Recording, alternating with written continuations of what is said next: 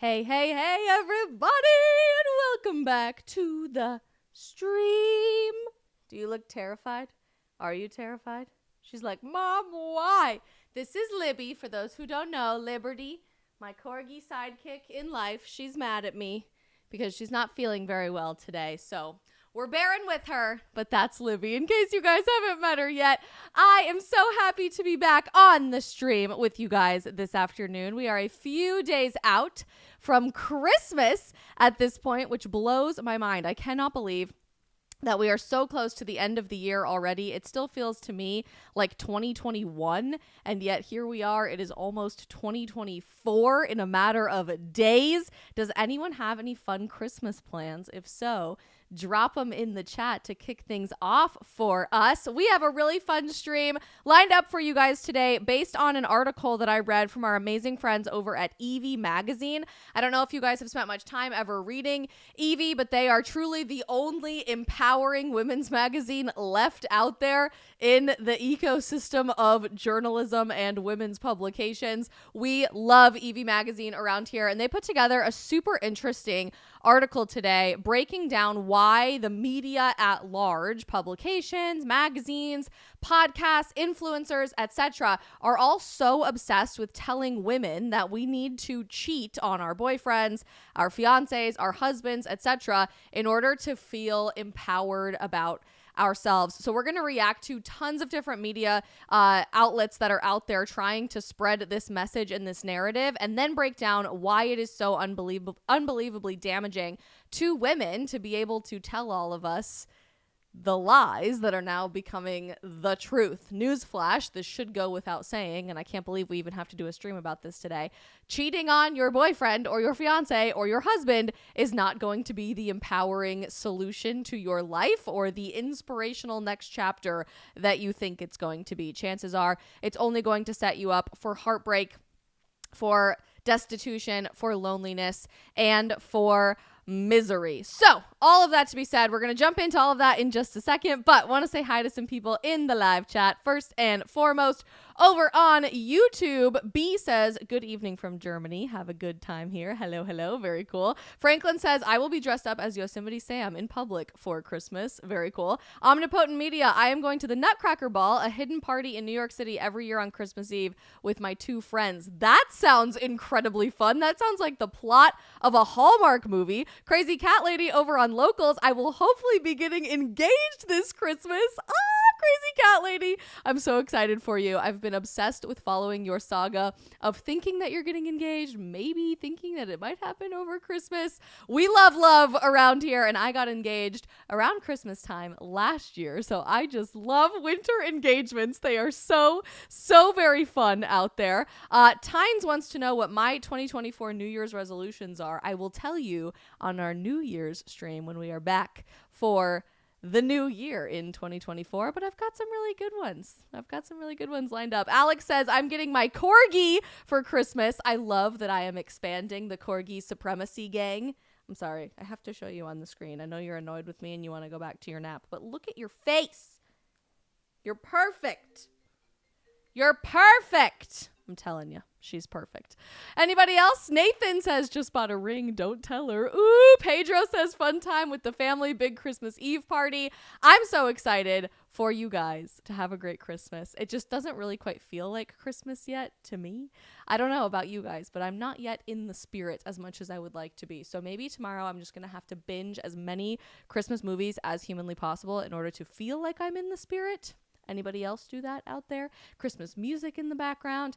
We will get to the bottom of this and feel in the Christmas spirit.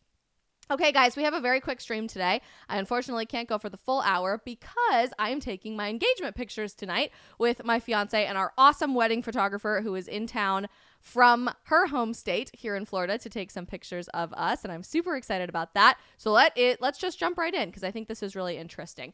I'm curious as we start this conversation, chat, if you guys have any preconceived notions or feelings about cheating. Do you think cheating is something that actually happens in relationships? Do you think that there should only be open relationships? Have you had an experience with cheating?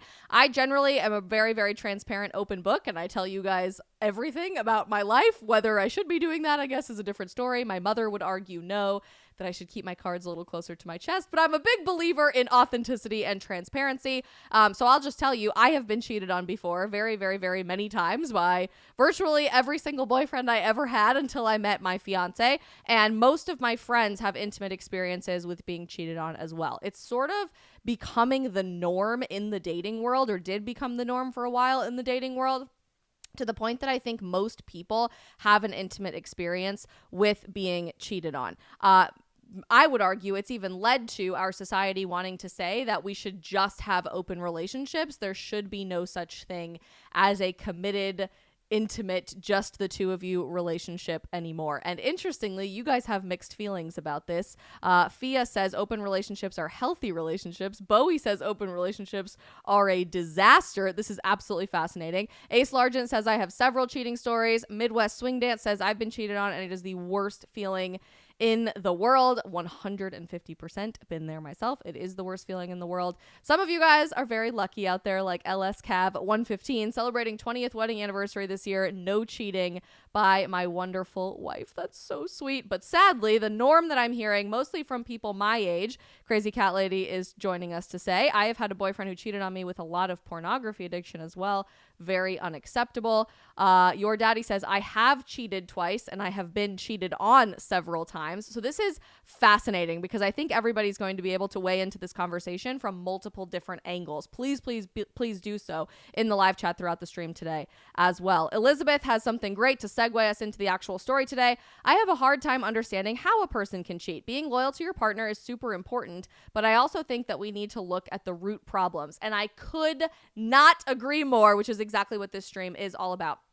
So as always, like I do every day, I was scrolling through social media this morning and looking for something for us to stream about this afternoon, and came across a very, very, very, very well-written article from our friends over at Evie Magazine. And if you guys have never heard of Evie Magazine, they truly are the only women's-oriented magazine out there that is based in what is good and true and beautiful, kind of what we talked about yesterday. Every other women's magazine has just turned into absolute journalistic garbage. And I don't know if you guys have noticed this, but it's just really bad. Like if you're standing at the checkout line at the supermarket and you're looking at what's on the cover of Cosmopolitan or like Teen Vogue, all of it is just the raunchiest, most disgusting headlines I've ever seen in my life. We talk about Teen Vogue on the stream quite a bit, not as much as I wish we would, because I wish we would never have to talk about them, but we talk about Teen Vogue all the time, and it's no longer a magazine just telling girls what they should wear for homecoming and how they should feel about their first crush and what it's like to kiss a boy for the first time. It's like, Karl Marx was the wonderful supremacist of the best human behavior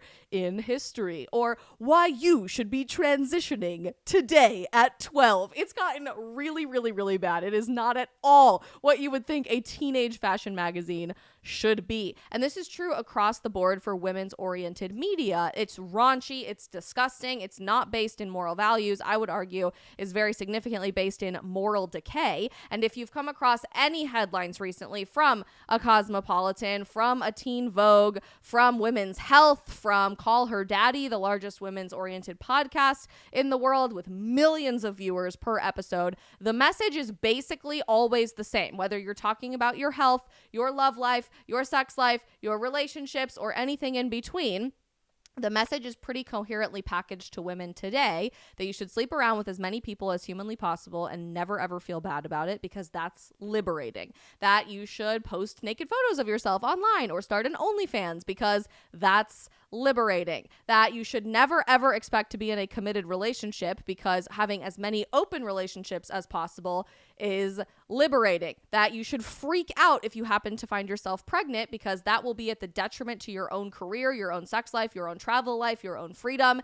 And therefore, you should end the life of your child because that's liberating. That you should never take care of your personal health and you should embrace morbid obesity and not care at all how your body composition is turning out to be. You should just pour yourself a glass of rosé and get back in the bubble bath, girl, because that's liberating, when in reality, none of these things have actually proven to empower women or improve women's experiences in society. Universally across the board, all of the things that are packaged as liberating or empowering to women have been extremely detrimental to our happiness, to our fulfillment, to our relationship lives, to our sex lives, and everything in between. So first and foremost, let's take a look at this EV Magazine article because it's beautifully written. I'm not going to read the entire thing, but I think there's some really interesting info in here that you guys really need to know. And just as a side note, I'll keep plugging them till the day I die. Please check out Evie if you are a young woman looking for like-minded people to read articles from or get inspiration from. And if you have a young woman in your life that you would love to buy a beautiful, glossy, wonderful magazine that you can still hold in your hands, give them a copy of Evie's print edition. There's only been a few so far, but they're absolutely stunning and great conversation starters as well for your daughter or your niece or your granddaughter and all of her friends, etc. So this is again from Evie Magazine, published yesterday on the 19th, December 19th, by Freya India.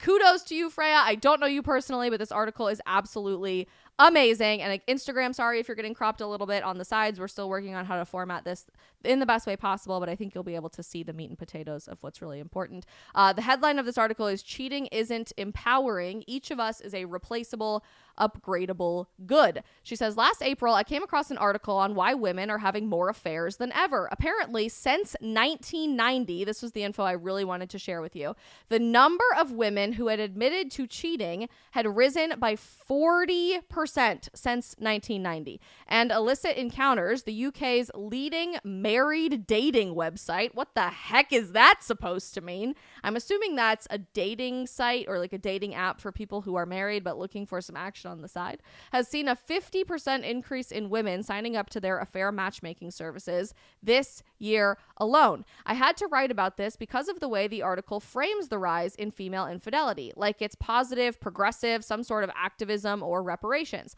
It talks about the taboo around female sexuality that allegedly exists. I don't know about you guys. The more I read from women's publications or hear in women's podcasts or on social media accounts that there's still this taboo about women embracing a sex life or women being promiscuous, literally no part of our mainstream culture, no part of the current American cultural zeitgeist or Western cultural zeitgeist for that matter would encourage women to be these demure, soft, feminine, submissive people. Every part of our society is encouraging women to become OnlyFans creators and to sleep around with everyone and to never get married. Like literally nowhere is it still culturally normal to be a traditional woman in any way, shape, or form. So there is no taboo that still exists allegedly around female sexuality the way that all of these magazines, podcasts, publications, influencers would like for you to believe that there is.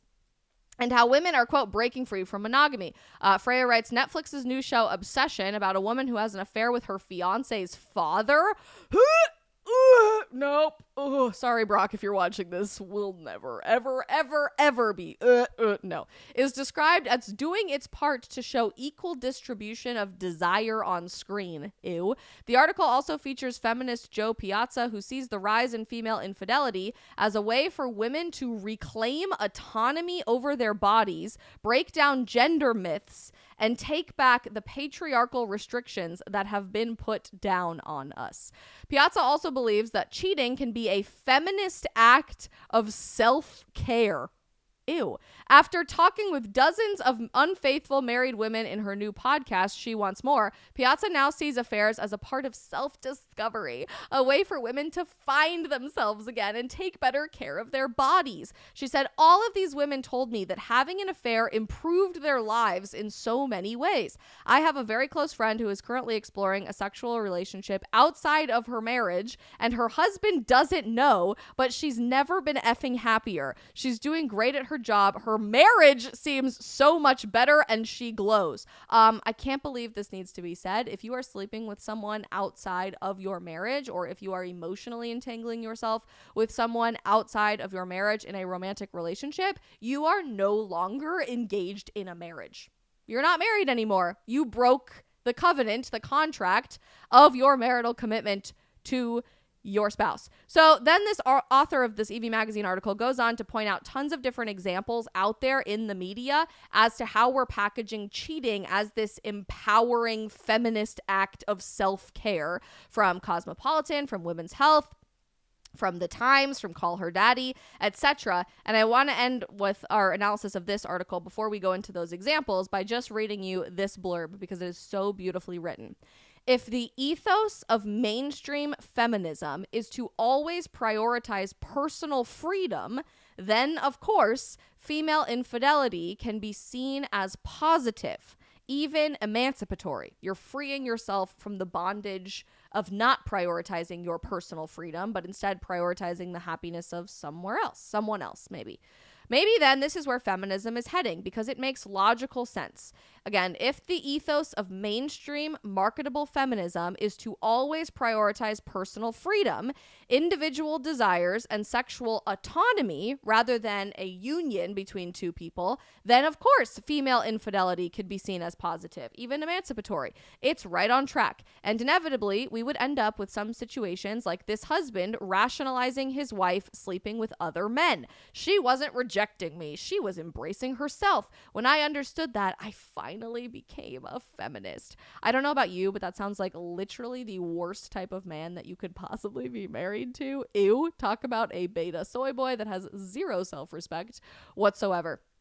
But if you start looking at example after example after example after example that Freya linked in this article, it is honestly so disgusting how the media is packaging the idea of you cheating on your husband, your boyfriend, your fiance, and why having an affair is going to make you the happiest that you've ever been. Even though countless studies that have been conducted in peer-reviewed settings have proven that the people that are by far and away the happiest, the most fulfilled emotionally, and with the best sex lives are Christian women who are married to their husband and only sleep with their husband, only have sex within the confines of their marriage. Please Google it. Don't take my word for it. You can find countless peer-reviewed biological studies that will prove to you women engaging in a loving, committed marriage who practice their faith and have an active sex life in their marriage have the happiest lives emotionally, have the most fulfillment in their lives, and have the best sex lives by far and away. I'm not making that up. That's just the science and objective truth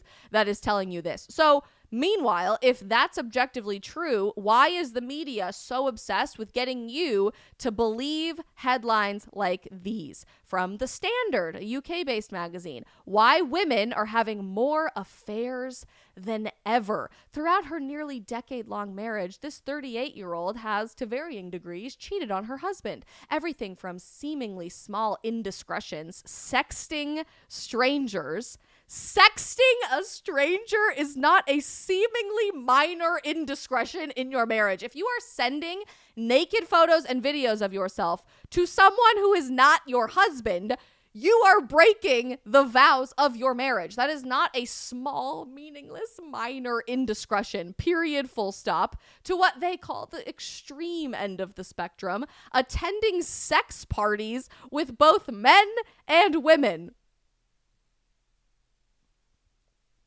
10 years of marriage. 10 years of marriage, and this 38-year-old is minorly sexting other people and majorly attending sex parties with both men and women. That sounds like such a healthy union. She said in this interview, before we got together, I was very sexually active. Going to BDSM clubs was really a part of my identity. I was in my 20s and wanted to explore those different parts of myself, but my partner wasn't into my more kinkier sexual preferences. Well, you still chose to engage in marriage vows with this person. You still chose to tie your life to them for the rest of your life until death do you part. You still chose to put them first over your own desires. Bustle, which is a very leftist women's-based publication, has this headline: why having an affair is an act of self-care. It's an act of self-care. By now, we've all lived under the wellness industrial complex long enough to have a go-to self-care routine. Maybe you like to relax by uncorking a bottle of red wine, getting a mani-pedi, or taking a hot girl walk. Or, as one new podcast suggests, maybe you text your lover to arrange a meetup. This is about the hush-hush subject of female infidelity. Ultimately, the host of this podcast, super feminist Joe Piazza, discovered a range of motivation for these secret alliances and concluded that affairs can be a feminist act of self-love. Her new podcast, She Wants More, explores why women pursue affairs and how their lives change as a result. Some of the women gave her classic reasons. They weren't happy or sexually satisfied by their spouses. Notice how they're not talking to their husband about this, by the way, about how they are unhappy or not physically satisfied within marital intimacy in their marriage. They're talking to a raging leftist feminist podcast host about how they are not happy in their marriage. So that's red flag number 7,000 in the midst of this conversation. However, she also found links to the pandemic and even the reversal of Roe v. Wade, among other factors. Chat,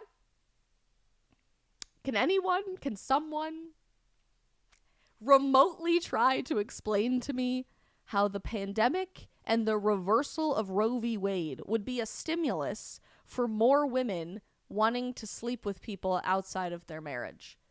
So it gets harder to get an abortion, which then leads you to more sexual promiscuity because reverse psychology, because that's what you want to open yourself up to. I genuinely cannot remotely try to wrap my brain logically around what was just said. Anybody want to try to take a stab at that? Omnifist says, cool, blame the pandemic and the Supreme Court for your own cheating. I mean, literally. I can't even begin to try to explain this. What is going on? So anyway, that continues going on, but it doesn't just stop with Bustle or the Standard magazine in the United Kingdom, Cosmopolitan. You cheated on him. Now what? Cheating is not something to be proud of, but we get it. Sometimes cheating happens. Here's how to deal with it if you stray from your marriage. Blah, blah, blah. Number 1, don't tell him. The number 1 piece of advice if you cheat on your husband, don't tell him. Your mother may have told you that honesty is the best policy, but in this case, many experts, who are these experts, advise keeping your mouth shut. If it really was just one indiscretion, don't tell him, says psychologist Marcella Weiner, PhD. Why is it always people with Weiner-oriented last names that are making this stuff up? Is anybody else ever noticing that? Talk about predictive programming. Although it might make you feel better, it will only hurt him and ruin the trust between you. I'm sorry, but if you are sleeping with another man outside of your marriage, you are not in a trustworthy relationship. You have already broken the trust between you and your spouse. Period. Full stop. Women's Health magazine, which you'd think would be oriented in helping you stay healthy or embrace healthy lifestyles, publishes crap like this. I don't regret cheating on my partner. Here's why. 6 women explain why they feel zero guilt about cheating on their husbands. With the exception of the hot fling you plan to have with Leonardo DiCaprio when the opportunity presents itself. Ew, by the way. Besides, most of you wouldn't even fit the criteria because we're over 25. You might assume that cheating on your partner would leave you feeling pretty bad, to say the least. But some ladies get busy with other people, have zero regrets, and live to tell about it. And because this is a judgment-free zone, we asked women who have done just that to share their stories. Here's one girl. I got married at 24 to a person I didn't love but settled for because everyone was putting pressure on me to tie the knot.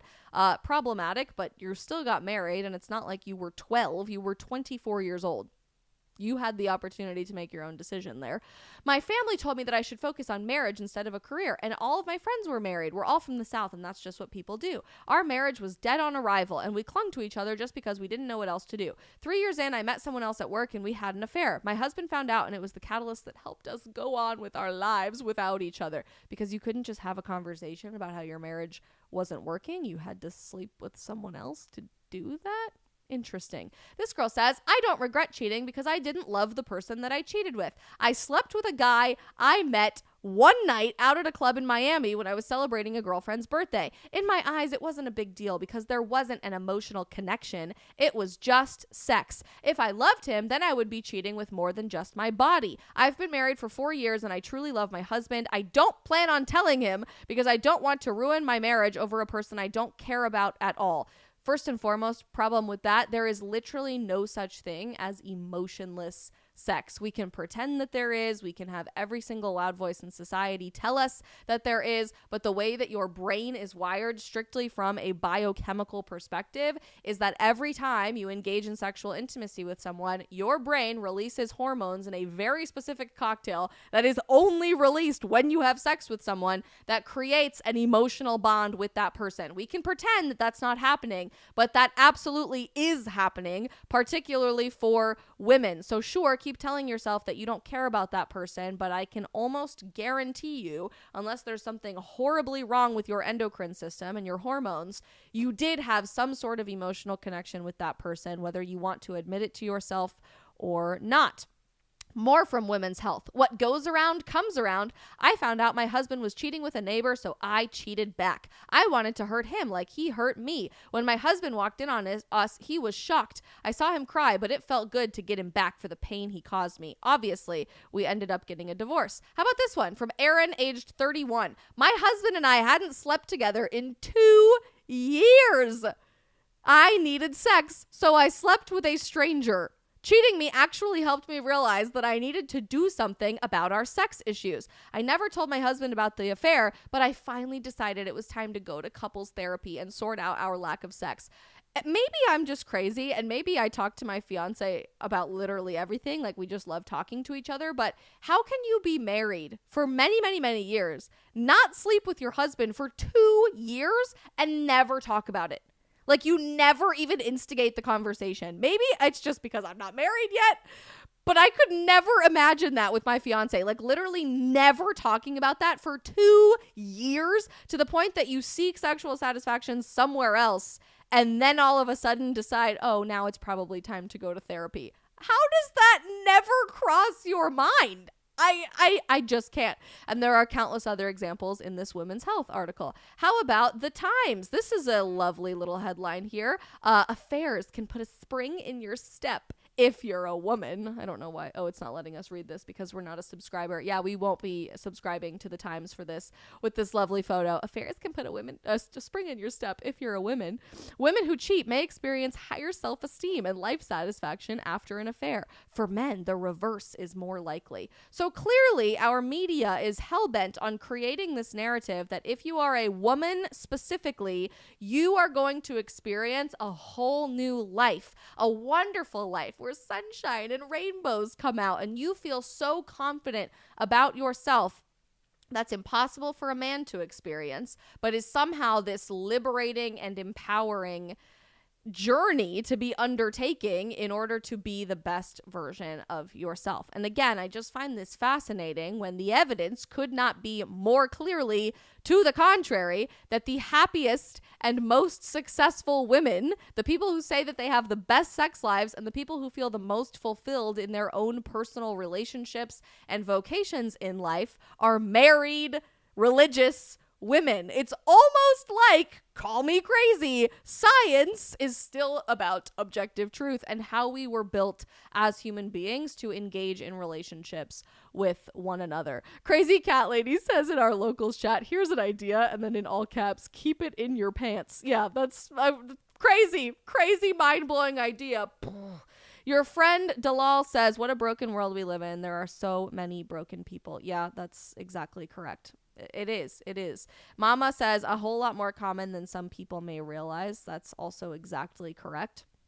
It's just unbelievably very sad to me that this is becoming the norm. AJ says that woman should be outed to think about posting something like this with a major magazine. Well, yeah, how are they not telling their husbands and then giving these interviews to Women's Health magazine? I don't know. That just seems unbelievably crazy. Gary Upchurch says all of the excuses one can make can never justify one's own immorality. Sorry, there is just never an excuse for this.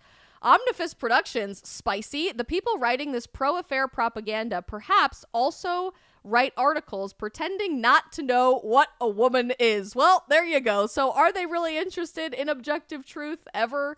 Probably not. Elizabeth says, instead of facing your relationship issues head on, it's now packaged as empowering to just cheat on your partner.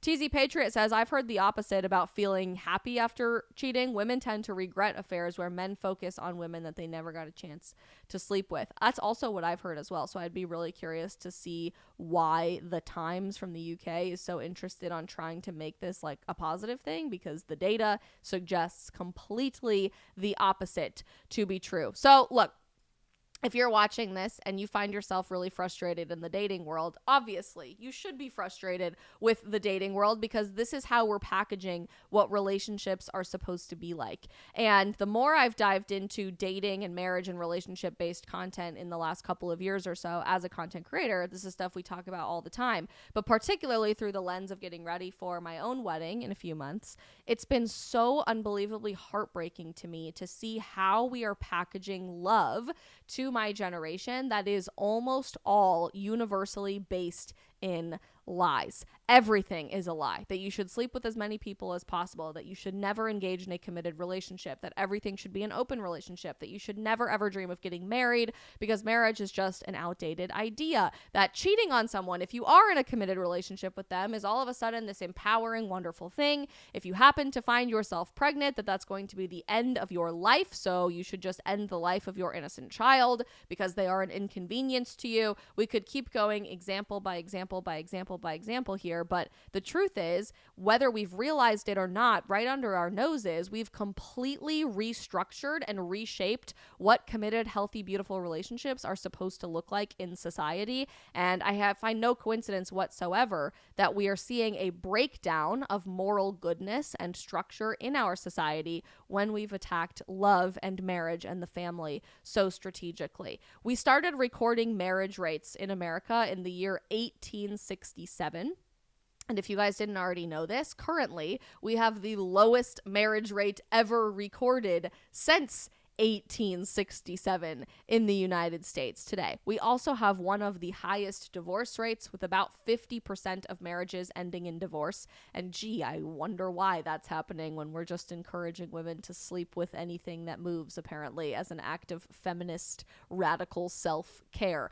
Obviously, when you have a breakdown of an institution of marriage, you're clearly having a breakdown of the family. And because of all of this, we have one of the lowest birth rates, if not the lowest birth rate ever recorded in the United States, to the point that we literally can't even replace our own current population. We are very, very much in trouble if people are refusing to get married and have families and have as many kids as possible for a multitude of reasons beyond the emotional and spiritual and physical fulfillment of being a parent. If you just think about the larger 30,000 foot societal level of what happens when we run out of people because we aren't making enough people to replace who we currently have on this earth. So there are downstream effects to this that are just crazy and mind-blowing to think about. But the key takeaway that I think is important here is that even though these lies are so pervasive and so powerful and are permeating every single one of our lives to some degree, in some way, shape, or form, Gen Z, our generation, still to some degree isn't buying it. And I find it incredibly encouraging that the studies that have been done on our generation are proving we're looking around at how this world is packaging relationships and saying we want absolutely nothing to do with it because we know that it's not going to lead to fulfillment, to joy, to happiness, or a long-term meaningful connection with someone in the future. I bet you guys didn't already know this, but Gen Z is deleting our dating apps in droves, which is phenomenally interesting, and dating apps are like freaking out to try to figure out how to retain us as customers. An interesting Pew Research study that covered millennials and Generation Z found that more than 50% of us are voluntarily taking ourselves off of the dating market, and there could be a multitude of reasons for that.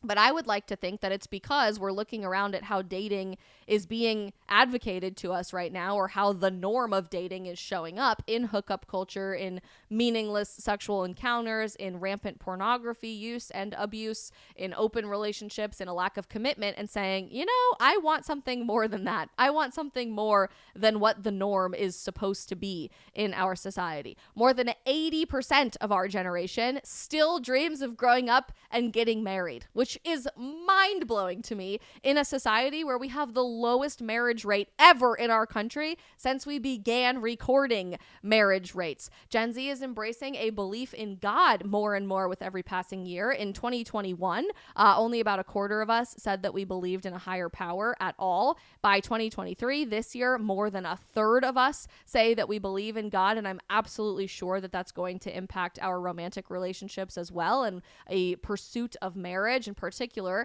religious marriage, getting married in the church. So what's interesting is, even though all of these podcasts, all of these influencers, all of these magazines and publications and Hollywood itself are so strategically trying to undermine what we know we were designed for, an intimate, meaningful relationship with one other person for the rest of our lives, to be partners together, to build a life together, to go on this adventure we call life together over several decades at a time. Even though that is no longer the norm in our society, it's still what we want to embrace deep down while we reject the lies that society has put out right before our eyes. And I am so encouraged by our generation realizing that we are meant for more. We are worthy of more, and we deserve more from the people that we choose to engage in the closest intimacy possible with. That's not to say that it's not going to be an uphill battle, because it absolutely will be, but I think there's something so beautiful about people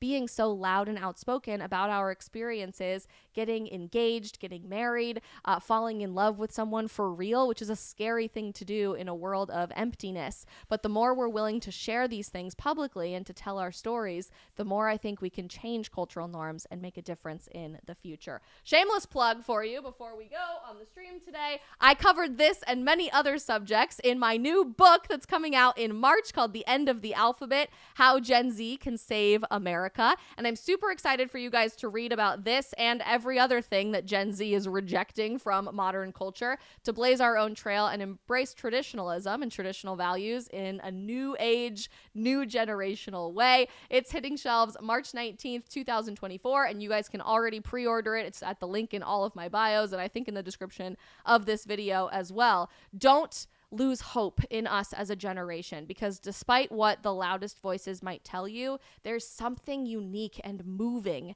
in our generation today that's, I believe, going to shake things up for good. March 19th, but you can already pre-order for The End of the Alphabet. And that's it for today's stream, because I gotta go take my engagement pictures, which is very exciting. Hopefully I can do something with this mess of hair that is currently sitting on the top of my head in the next 15 minutes. Wish me luck. Pray for me. No post-stream Q&A today on locals because I'm headed out to take some pictures. But before you go, please, please, please do me a huge favor. And if you haven't already liked this stream, please do so that other people can be aware of the hope that we can still have for Gen Z. That could look like a little thumbs up or a heart, depending on where you are watching.